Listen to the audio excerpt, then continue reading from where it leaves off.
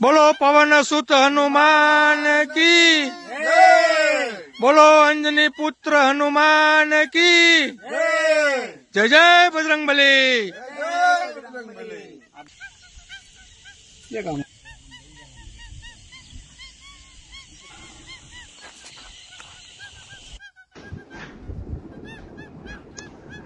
जय बजरंगबली, जय गौ माता।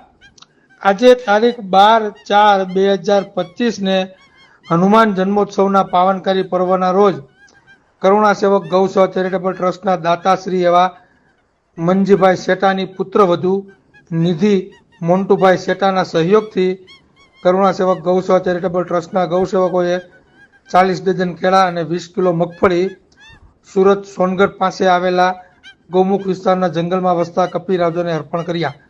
જય ગૌ માતા, જય ગોપાલ, જય બજરંગબલી।